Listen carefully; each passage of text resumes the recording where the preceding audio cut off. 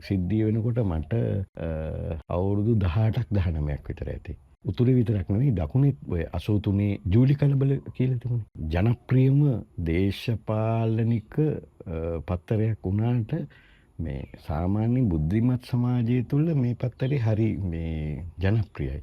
මොකේ ගියත් ඇත්තපත්තරේ යන දේ කරුණ පිළිබඳ පොඩි විග්‍රහයක් තියලා තියෙනවා. ඔය දැන් වගේ ටයිප් සෙටින් කිරිල්ලක් ඒව මේ මුකුත් නැහැ. බලව් පෙළපතට වඩා මේ සාමාන්‍ය මිනිස්සුත් එක තමයි සරතප්පු හිටියේ. සරතප්පු කියලා තමයි ඉතින් කට්ටියට කිව්වේ. දෙමළ මිනිස්සුන්ට දකුණේ ඉන්න බැරි වුණා වගේ තත්ත්වයක්. ඒ සමහර ජාතිවාදී කණ්ඩායම් මේ මිනිස්සුත් එකට හිටපු මිනිස්සුන්ට මේ පහර දීම වගේ සිද්ධ වුණා. ඉතින් ඇත්තටම මිහිරි අත්දැකීම් ගොඩාක් තියෙනවා මිහිරි අත්දැකීම්. මම එකක් කියන්න මේක මං හිතන්නේ මේ සිද්ධිය වෙනකොට මට අවුරුදු 18ක් 19ක් විතර ඇති. එතකොට මම උසස් පෙළ හදාරලා ඒ කාලේ වෙනකොට හැබැයි මේ ටිකක් රටේ මේ උතුරේ කලබල උතුරේ විතරක් නෙවෙයි දකුණෙත් ඔය 83 ජූලි කලබල කියලා තිබුණේ. මතකද? ඒ ජූලි කලබල වලින් පස්සේ තමයි මේ ජූලි කලබල ඇති වෙලා රට ගිනි අරගෙන ඊට පස්සේ පොඩ්ඩක් තුනී වුණා. මේ තුනී වුණාට පස්සේ තමයි මේ කතන්දරේ එන්නේ. දැන් ඇත්තපත්තරේ තියෙන්නේ වාමාංශික පත්තරයක්. ඇත්තපත්තරේ කියන්නේ මේ තාම ජනප්‍රියම දේශපාලනික පත්තරයක් වුණාට මේ සාමාන්‍ය බුද්ධිමත් සමාජය තුළ මේ පත්තරේ හරි මේ ජනප්‍රියයි. මේක තමයි ඉතින් මිනිස්සු ගන්නේ බලන්නේ. ඉතින් මිනිස්සුන්ගේ විශ්වාසයක් තුනම මම හිතන්නේ මේ අර මොකේ ගියත් ඇත්තපත්තරේ යන දේ කරුණ පිළිබඳ පොඩි විග්‍රහයක් තියලා තියෙනවා කියලා විග්‍රහයක් තියෙනවා. ඒකෙන් බලන්න පුළුවන් කියලා. ඉතින් මේ තත්ත්වයේ තුල ඇත්තටම මටත් ඉතින් ඔය සම්බන්ධ වෙන්න පුළුවන් කමක් ලැබුණා මේ වාර්තාකරුවෙක් විදිහට රත්නපුර දිස්ත්‍රික්කයේ මේ ඇත්තපත්තරේට. ඉතින් ඒ කාලේ ඉතින් ඇත්තපත්තරේ කියන්නේ පත්තර ගැන එක කිව්වොත් එතකොට අර ගල්ලච්චු පත්තර. දන්නවද ගල්ලච්චු පත්‍රය කියන්නේ මොකද කියලා? ඒ කියන්නේ මේ අකුරු අමුණනවා. ඔය දැන් වගේ ටයිප් සෙටින් කිරිල්ලක් ඒව මේ මුකුත් නැහැ. දැන් අපි ලියනෝනේ කොලේ. අපි කොළවල ලියලා ඒ පත්තරේට මේව දුන්නාම කතරු ඒක බලලා අඩුපාඩු හදලා ඒක ටයිප් සෙටින් කියලා යනවා. දැන් ටයිප් සෙටින් කියන පැත්තක් නෑ. ඒකට වාසුන් නැහැ තමයි පත්තරේ වැඩ කාර්යය. ඒක අමුතුම එකක්. ඒක මේ වෙලාවේ මේ වෙනම විග්‍රහයක් කරන්න ඕනේ කොහොමද එදා පත්තර ගැහුවේ කියලා. ඉතින් ඒ පත්තරේ අමුණලා එහෙම තමයි මේ පත්තර අච්චු ගැහුවේ. ඉතින් දැන් ඔය ඇත්තපත්තරේ සංවස්තරයක් තිබුණා. ඒ සංවස්තරේ තිබුණේ මේ රත්නපුරේ. ඉතින් මේ දැන් ඒක කියන්න ඕනේ දැන් ඇත්තපත්තරේ විතර නෙවෙයි දැන් දේශපාලන පක්ෂවල තව පත්තර තිබුණා. දැන් ශ්‍රී ලංකා නිදහස් පක්ෂ තිබුණා දිනකර පත්තරේ. UNP එකේ තිබුණා සියරට පත්තරේ. හැබැයි ඒ පත්තරවල මේ පොදුවේ මිනිස්සුන්ට බලන්න දේවල් තිබුණේ නැහැ. තමන්ගේ පාක්ෂිකයන්ට බලන්න දේවල් විතරයි තිබුණේ. ඉතින් මේ ඇත්තපත්තරේ ඊට වඩා සම්පූර්ණයෙන් වෙනස්. ඉතින් දැන් මම මේක කියන්න ඕනේ ඒ වෙනකොට දැන් ඔය 77 මැතිවරණයෙන් පස්සේ දියාජයවර්ධන මහත්තයා දැන් මේ ඡන්ද ක්‍රමය වෙනස් කරානේ. එතකොට මේ කොමියුනිස්ට් පක්ෂයේ එක മന്ത്രിවරයා. ඒ තමයි සරත් මුත්තේට්ටුගම. ඉතින් සරත් මුත්තේට්ටුගම කියන්නේ මේ ඒ කාලේ වෙනකොට මේ රටේ හඬක් නැති මිනිස්සුන්ගේ හඬක් විදිහට තමයි මේ ජනප්‍රිය වෙලා තිබුණේ. ඔහු නීතිඥවරයෙක් කලවාන ආසනේ තමයි එයාගේ මේ ආසනේ මේ හැබැයි ඉතින් හරි ජනප්‍රියයි වලව් පෙළපතකින් ඇවිදිලා. නමුත් වලව් පෙළපතට වඩා මේ සාමාන්‍ය මිනිස්සුත් එක තමයි සරතප්පු හිටියේ. සරතප්පු කියලා තමයි ඉතින් කට්ටියට කිව්වේ. ඉතින් දැන් මේ රත්නපුරේ ඇත්ත සංවස්තරයට ගොඩාක් වැඩ. එකක් තමයි ප්‍රධාන වේදිකාවක් හදලා ඒකේ වෙන උත්සව, ඊළඟට කාටූන් ප්‍රදර්ශන, පරණ පොත් ප්‍රදර්ශන. ඒ කාලේ තිබුණනේ සෝවියට් දේශේ. එතකොට සෝවියට් දේශේ මේ සිංහල පොත් ගහනවා. දැන් අපි අද නම් ඒව දකින්නේ නැහැ. ඉස්සර තිබුණා මේ රාදුගා ප්‍රකාශන කියලා මේ ඒකෙන් මේ පොත් ප්‍රදර්ශන තිබ්බා. හරි ලාභයි පොත්. ළමා කතන්දර දේශපාලන ඔය හැම එකක්ම මේ පරිවර්තනය වෙලා. ඉතින් ඇත්තටම මේ ඒක ලංකාවේ මිනිසුන්ගේ කියවන්න රුචිකත්වය ඇති කරපු පොත්. ඉතින් ඒ අතර වාරේ දැන් ඒ පොත් වගේම නවකතා, කෙටි කතා ඒවා සේරම මේ රුසියෙන් ඒවා. ඉතින් ඒව විතරක් නෙමෙයි. ඉතින් එතන දේශපාලන මේ පොත්පත් තිබුණා. ඒවත් තිබුණා. ඉතින් මේ ප්‍රදර්ශන තිබුණා. විවිධ ප්‍රදර්ශන රත්නපුරේ දැන් ලකලැස්ති කරලා සුමාන ගානක ඉඳලා මේ දින කීපයක ප්‍රදර්ශනය. ඉතින් රත්නපුර නවනගරෙත් මේ නවනගර ශාලාවත් මේ වෙන් කරගෙන තිබුණේ. බුක් කරලා තිබුණේ. ඉතින් මේ දැන් මේ කටයුතු යද්දී ටිකක් කලබල උතුරේ දෙමළ ජනතාවට විරුද්ධව දකුණේ පොඩි මතයක් ගොඩ නැගිලා තිබුණා. දෙමළ මිනිස්සු රට බෙදන්න හදනවයි කියන ඒ වෙනි මතයක් තිබුණානේ. ඒක නිසා මේ වෙනමම රටේ දෙමළ මිනිස්සුන්ට දකුණේ ඉන්න බැරි වුණාගේ තත්ත්වයක්. ඒ සමහර ජාතිවාදී කණ්ඩායම් මේ මිනිස්සුත් එකට හිටපු මිනිස්සුන්ට මේ පහර දීම වගේ සිද්ධ වුණා.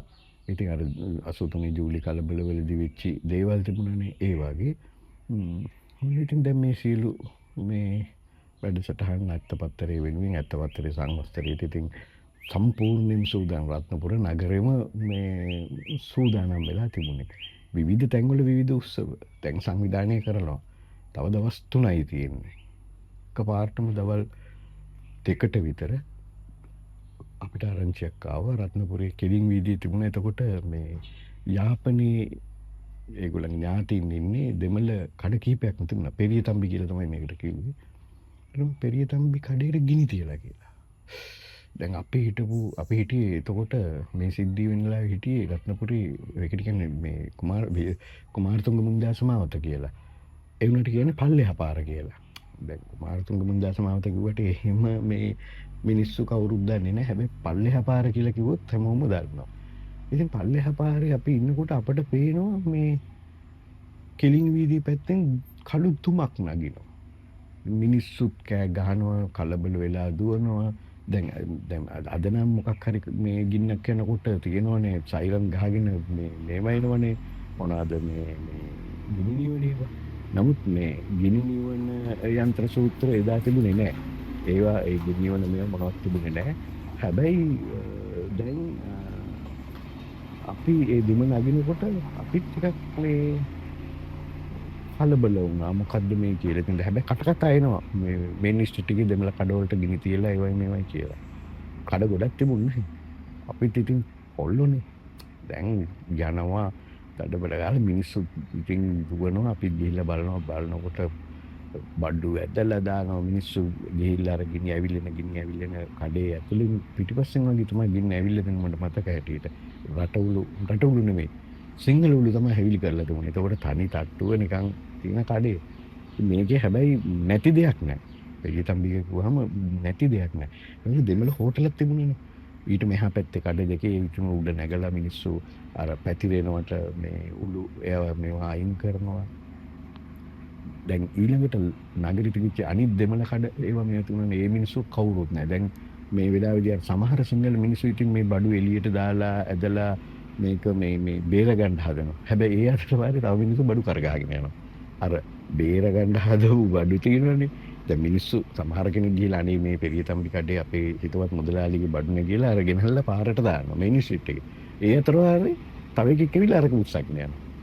මේක මේ අපිට මගේ ජීවිතේ මේ අමිහිරි අත්දැකීම පළවෙනි අත්දැකීම. ඔහොම ගිහිල්ලා ඉතින් නිවා ගන්න බැරි වුණා. ඇත්තට සමහර මිනිස්සු වතුර ගෙනල්ලා ගහනවා. කවුරුත් සමහර මිනිස්සු වතුර ගහන්න දෙන්නේ නැහැ.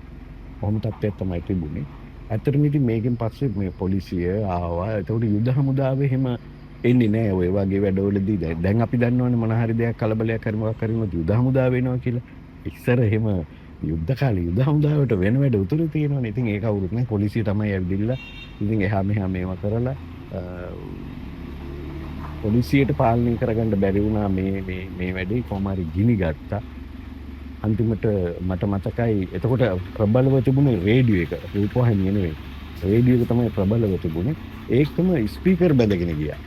දැන් මේ කලබලස්සේ මේ ස්පීකර් බැඳගෙන කිව්වා හවස් 4 හෝ 6 හරි ඉඳලා රත්නපුර නගරයට ඇදිරිනේ කියලා. දැන් ඉතින් හැම තැනම යනවා ස්පීකර් බැඳගෙන ඇඳින් නීතිය තියෙනවා වහාම මේ තැන් වලින් ඉවත් වෙලා තමන්ගේ මිනිස් වලට වැඩි ඉන්න කියලා. ඉතින් දැන් උත්සවයේ දැන් අපේ උත්සව ආයතපත්යේ උත්සවයේ කණ්ඩායම් උන්ටෙන් තැන් වල. අද වගේ සෙලියුලර් ෆෝන් තිබුණෙත් නැහැ. දැන් පණිවිඩයක් ගන්න තැනක් තිබුණෙත් නැහැ. හරිම ගැටලුවක් වුණා. ඉතින් ඒ කාලේ ඉතින් මට මේක නිකන් මේ වෙලාවකට මිහිරි අත්දැකීමක් වුණා මගේ ජීවිතේ. يعني මම මේ අත්දැකීම මම කවදාකවත් ඉඳලා නැහැනේ. ඉතින් කොහොම හරි දැන් නවනගරේ නෙවෙයි මේ නගර ශාලාවේ හිටියනේ දැන් මේ සංවිධානය කරන කට්ටිය. ඒගොල්ලෝ නගර ශාලාවේ. දැන් 6ට ඇඳිරින්නේ හිටිය. ඊට පස්සේ පිට්ටනියේ හිටිය තව කට්ටිය. දැන් මේගොල්ලන්ට දාලා ඉන්න බෑනේ. ඒගොල්ලෝ එතන. දැන් 6 විතර වෙනකොට පිට්ටනිය කට්ටියට වතුරවත් නෑ. අද වගේ වතුර බෝතල් තිබුණෙත් නෑ ඒ කාලේ. ඉතින් මේ අන්තිමට දැන් යන්න බෑනේ කාටවත් ඇඳිරි නීතිය දාලා. බලපත්‍රයක් නෑ. ඉතින් මට මතකයි ඔය සරත් අප්පෝ තමයි හැමතැනකටම ගිහිල්ලා එයා පාර්ලිමේන්තු මන්ත්‍රීනේ. ඉතින් පොලිසියට ගිහිල්ලා බලපත්‍රය අරගෙන දැන් අර තැන්වල සමහර තැන්වල මේ ස්පීකර් මේ බඩු ගෙනහැල්ලා. ඊළඟට පුටු ගෙනහැල්ලා. මේ සේරම දාලා තිබුණා. ඉතින් දැන් සාකච්ඡාවකට යන්න ඉස්සෙල්ලා දැන් රෑ අඳින්න නීතිය දැම්ම හවස 6 ඉඳලා වගේ මට මතක. ඉතින් රෑ වුණා මින් නගරේ කවුරුත් නැහැ අපිටත් යන්න බයයි කවුරුත් යන්නේ නැහැ. ඉතින් එතකොට තිබුණ සරත්ප්පුගේ තිබුණ විලියස් ජිප් එකක්. ওই ජිප් එකේ තමයි ඉතින් යන්නේ. ඉතින් දැන් සරත්ප්පුත් එක්ක කවුරු හරි යනවා පිටිපස්සේ. දැන් අපිත් අර දැකලා මේ මොකද්ද කියලා ඇඳිරි නීතිය කියලා කිව්වහම මේ ඒක තමයි පළවෙනියටම මට මතක හැටියට ඇඳිරි නීතියක් විදිහට ඒ කියන්නේ ඇඳිරි නීතිය දැම්ම ජූලි කලබලවල එහෙම නෙවෙයි මේ නගරෙදි මුණ දීපු ඇඳිරි නීතියනේ. ඉතින් අපිත් අර පස්සේ ජිප් එකේ පිටිපස්සේ නැගිලා ඒක විලියස් ජිප් එක දන්නවා. ඉතින් විලියස් ජිප් එක මට කියන්න නම් තේරෙන්නේ නැහැ මේ පොඩි ජිප් එකක් ඔය දැන් මිට්සුබිසි ජිප් එක වගේ නෙවෙයි. ඉතින් ওই ජිප් එකේ පිටිපස්සේ නැගලා මේ ඉතින් අපිත් යනවා. ඒ ගිහිල්ලා මේ කොහොම හරි බැලුවාම ඉතින් හැමතැනම කවුරුත් නැහැ. අර තියෙන තැන්වල වැඩ කටයුතු ටිකත් මේ කට්ටියත් එක්ක අහු කරගෙන සමහර වෙලාවට කෑම පාර්සල් ටිකක් දීලා ඉතින් වතුර බෝතල් නැහැ. ඉතින් එතකොට දැන් අද වගේ වතුර බෝතල් තිබුණේ නැහැ. ඉතින් වතුර භාජනයකට වතුර ටිකකුත් දීලා ඒ ටික මේව කළා ආව. දැන් ඇඳිරි නීති 6ට උදේ 6ට ඉවත් කරනවා කියලා තමයි කිව්වේ. හැබැයි රේඩියෝ එකේ කිව්වා රත්නපුරේට ඇඳිරි නීතිය දීර්ඝ කළා කියලා. ඔය අතරවාරේ දැන් ඇත්තපත්තරේ සංවස්තරේ තියාගන්න ඉපේ දැන් දවස් 3කින් සංවස්තරේ තියෙනවා.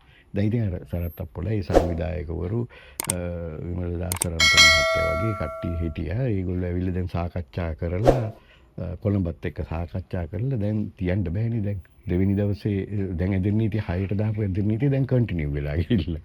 දැන් සංවිධානය කරන්න ඉපේ ලොකු උත්සවයක්නේ. අනේ ඉතින් අන්තිමට මොකද වුනේ? මේ සිද්ධියත් එක්ක ඇත්ත සංවස්තරයේ දින්නිමියක් නැතුව කල් ගියා.